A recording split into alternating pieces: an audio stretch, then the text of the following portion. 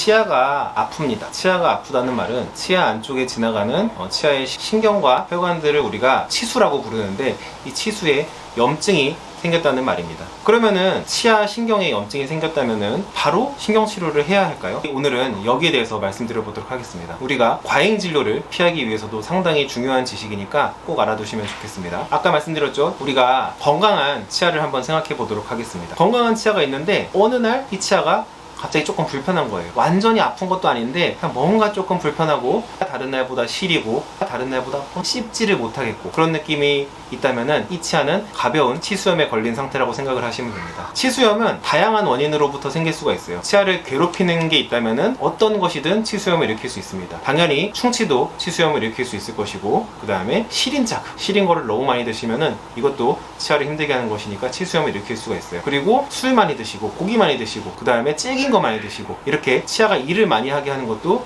치수염을 일으키게 만들 수 있습니다. 주무실 때 일을 가는 습관 같은 것도 치아를 무리하게 하는 것이니까 치수염을 일으킬 수가 있습니다. 여기서부터가 중요합니다. 치수염은 두 가지로 나눌 수가 있어요. 하나는 다시 되돌릴 수 있다 라는 의미에서 가역적인 치수염이라고 부르고, 또 한 가지는 다시 되돌릴 수 없다 라고 해서 비가역적인 치수염이라고 부릅니다. 자, 여기서부터 우리 치아 얘기가 아니라 사람 얘기를 조금만 해볼게요.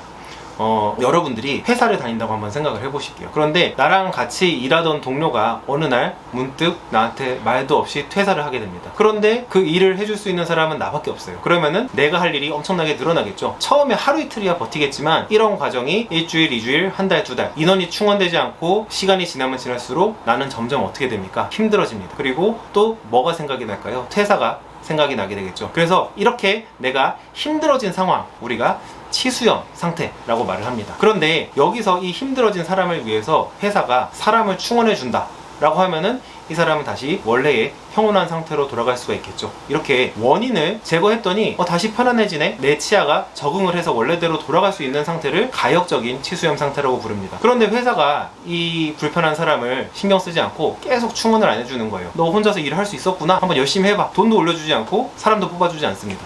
그러면 이제 이 사람은 결국에는 참지 못하고 퇴사를 하게 되겠죠. 이렇게 요단강을 건너버리는 경우, 선을 넘어버려서 이제 혼자서는 회복될 수 없는, 돌이킬 수 없는 상태로 넘어가는 것을 우리가 비가역적인 치수염 상태라고 합니다. 아까의 상태로 돌아봅시다. 이제는 사람 얘기가 아니라 다시 치아 이야기를 해볼게요. 치아가 그렇게 뭔가 시리고 뭔가 불편하고 뭔가 아픈 듯 말 듯 하고, 아픈 듯 아닌 듯 하고, 이런 경우는 치아가 나에게 신호를 보내는 거예요.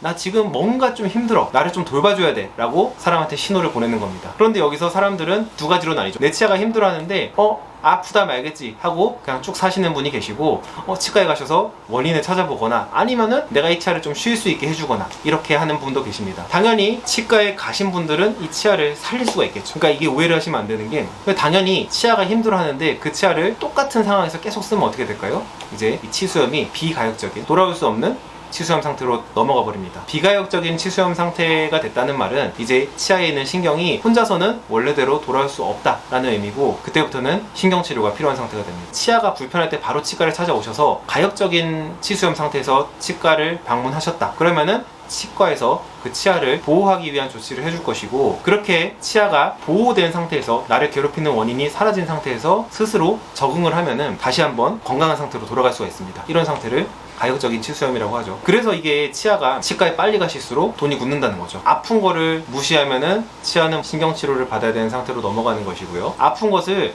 조금 내가 이 정도인데 병원에 굳이 가야 되나? 라고 생각이 들더라도 병원 가서 체크를 한번 받으신다면은 큰 치료 없이 다시 치아를 건강하게 살릴 수 있게 됩니다. 그래서 우리가 이 가역적인 치수염과 비가역적인 치수염을 구분할 수만 있어도 필요 없는 신경치료를 하지 않을 수가 있고, 그 다음에 죽을 뻔한 치아를 살릴 수가 있게 되는 겁니다. 자, 오늘 하나만 기억하신다면은 조그만 통증의 신호도 무시하지 마시고 꼭 치과에서 체크를 받아보시기 바랍니다.